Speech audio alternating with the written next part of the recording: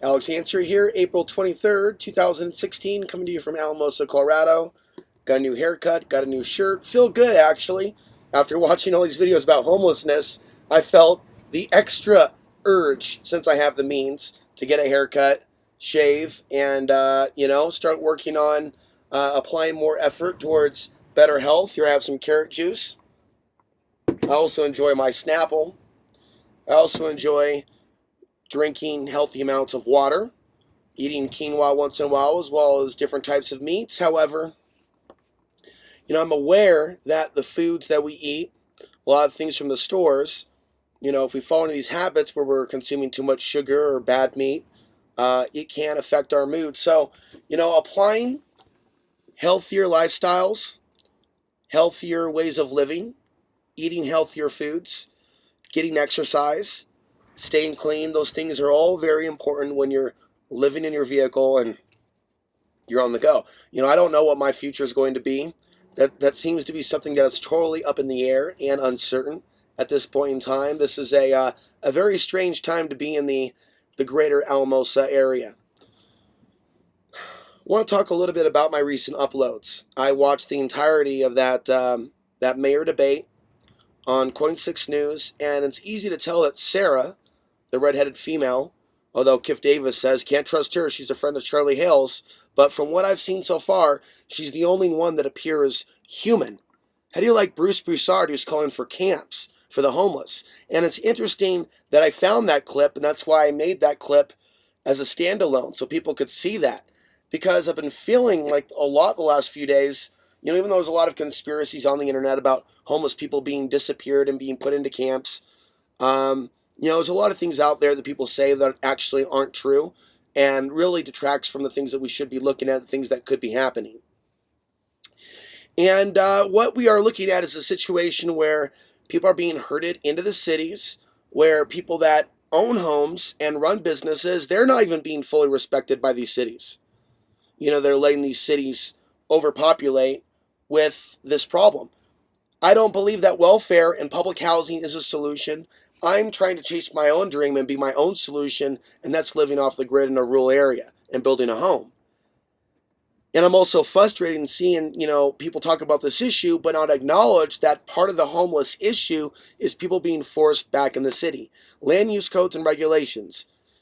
Being broke as and having nothing and being dependent on shelters is a bad situation for some people. But a lot of people with vehicles, they're in the city because they have to be in the city for some reason, or because they're dependent on some service or something to that effect. But the fact of the matter is, a lot of rural land is privately owned. And while a lot of people get up in arms about BLM or Agenda 21, and that is an issue, that's a part of it, at one point you got to stop blaming corrupt government and realize it's the people. It's the people that have let their own remain in the streets. And that will always be the bottom line. The people are responsible, and it will take a community effort to manage this problem. So I sense a little bit of danger here in where this is going, with them trying to, get people real comfortable, just, dependent on the Walmart parking lots, dependent on social services, dependent on food stamps, getting people online to, apply for subsidized housing, low-income housing. This is not the solution. The solution is not more handouts and more dependency on the government. It's helping people become self-sufficient.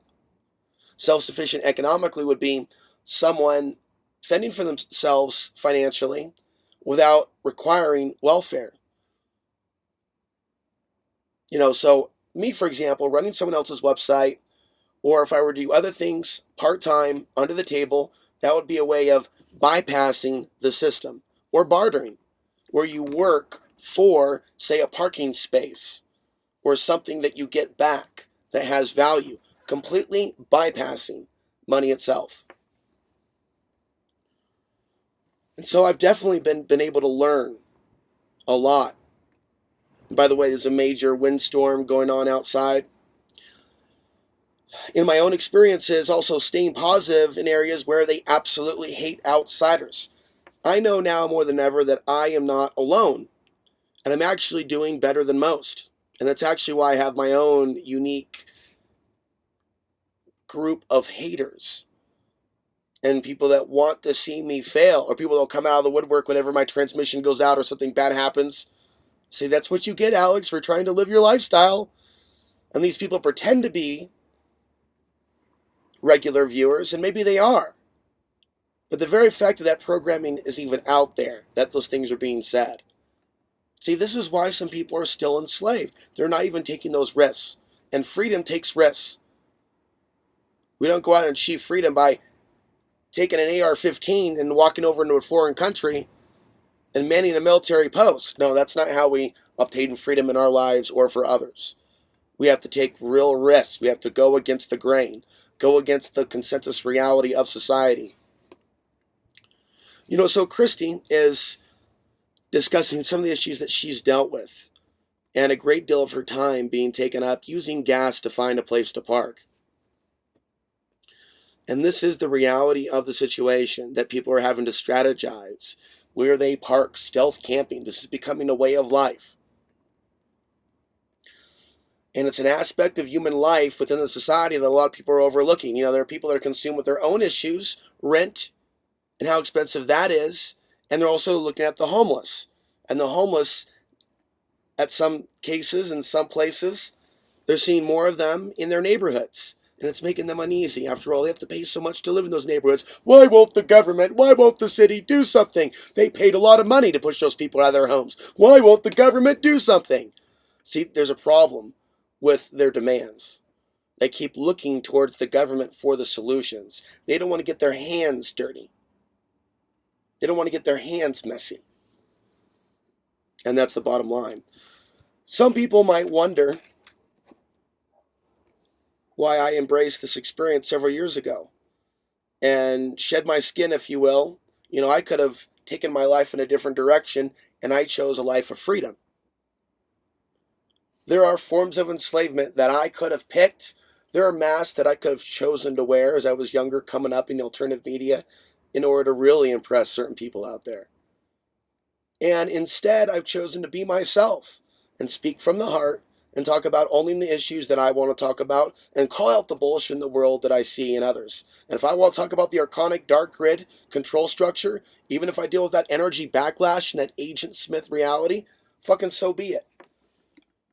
Because I realize that level of archonic consciousness that tries to toy with our lives behind the scenes in a spiritual sense and sabotage us in some way.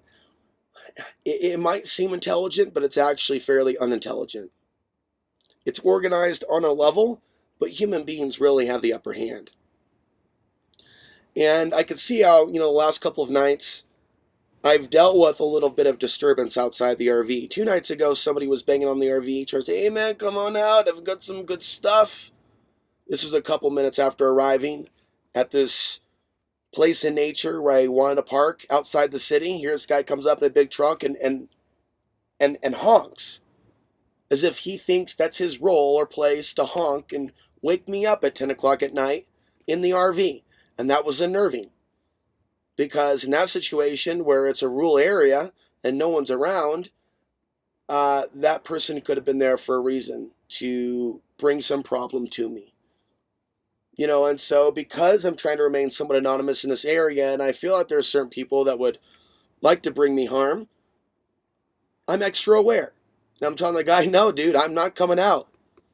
And I got out of there because I'm not going to take those kind of risks.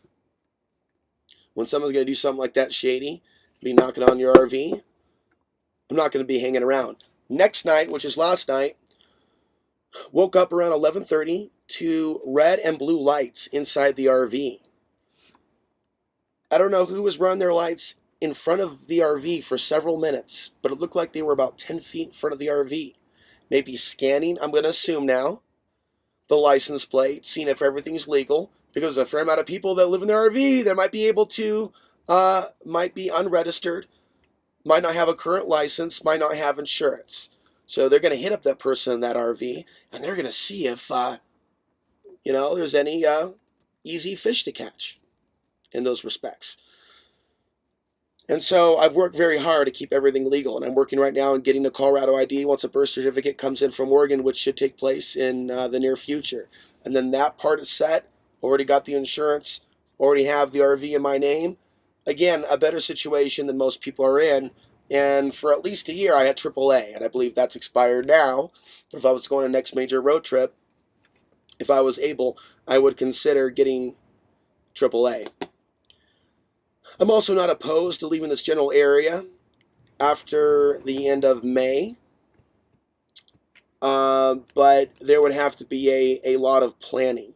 I think that there should be some serious planning, and I should really get to know the people first. If there's any offers that come up or any business arrangements, but I feel that I'm on the cusp of something really, really important and positive. But in the meantime, I'm living this experience and adapting. I'm adapting, which makes some forces of evil and oppression angry. That someone like me is adapting to this way of life, and I'm talking about it. And I'm reporting on what's happening to other people that have been kicked off their property. I was actually talking to the woman that cut my hair today about this. And when I got up from having my hair shampooed, I swear this Hispanic guy glaring at me looked just like Pete Espinosa. Or if not him, his brother or relative. And it was just like the stare of death. And so here I am. I came here to seek this land of freedom. And I see that, and I feel that, and I sense that. That sense of anger towards me in this region. It's nothing new. I felt it in Portland, speaking what I believe to be the truth about what was going on there. So I realized at some point you got to stop running. And so for the here and now, the immediate here and now today as I make this video, I ain't running. I ain't wasting what little money I have. Just driving my RV from place to place. Right now, I'm holding the fort down. But I'm looking at other options. And a guy like me has to be careful when he has limited income. And so I am being careful. I will think twice before I just take this RV and spend $500 to go multiple states away, or even more than that. Which is why some of the suggestions that I try going to the East Coast or West Coast is fairly laughable with the homeless epidemic that not just Portland is seeing, but many areas in the country. And so hopefully this video series will help people understand the situation that we're all in.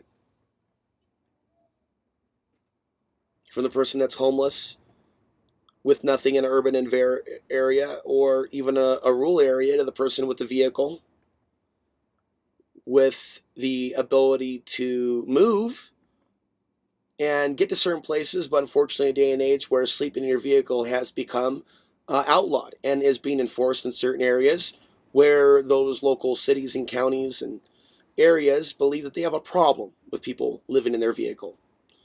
When residents call in concerned about a homeless person, not concerned that the person may be cold or what's going on with them, just concerned that they may be homeless and sleeping in that neighborhood, and they want them out. To the other category of people that are already spending a great deal of money to pay their rent, it's not just like 50% of their income. In some cases, it could be 60 or 70. It's getting really bad out there, folks.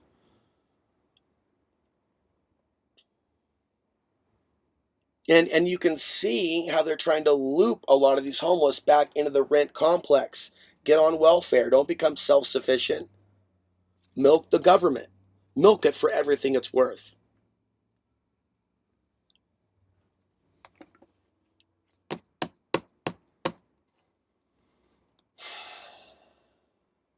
So people in different situations got to realize that we're all, in this case, we're all one. We're all one. We're all in this together. Whether you got a car, don't have a car, or you're renting inside somewhere. They want all these people in these urban environments. And a lot of people are just not looking at the fact of the matter that we have the ability to live outside these cities physically.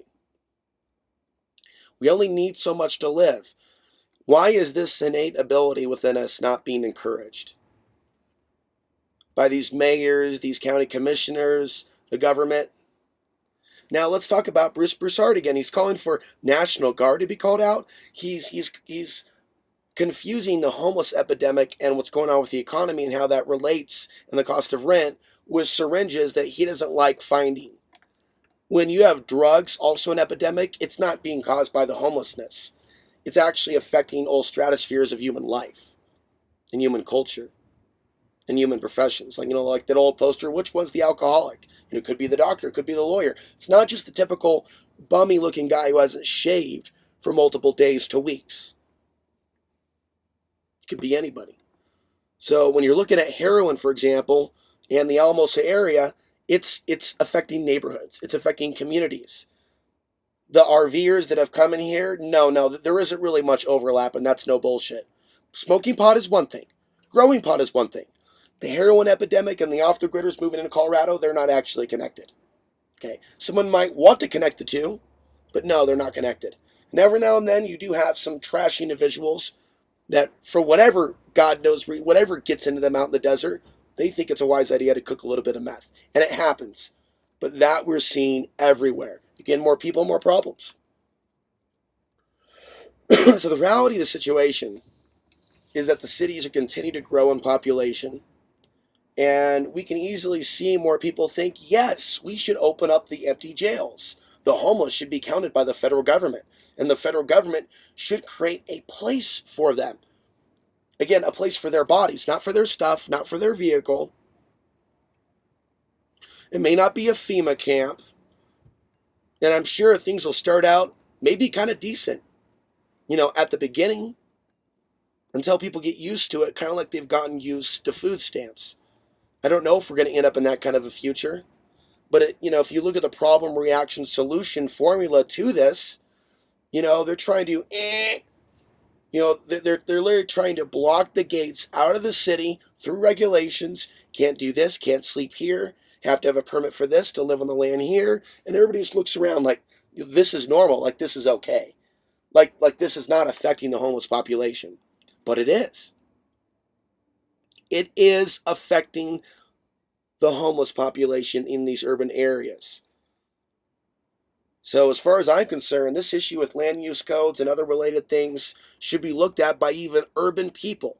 There's no reason why people should have to stay in urban areas, especially places like Portland. And for people to think that they have to stay in those places, that there's nowhere else to go. I mean, why have we not actually chosen to examine this on a deeper level? Anyway, that's all for now. I'm going to come back later with more. It is, I believe, April 23rd, 2016.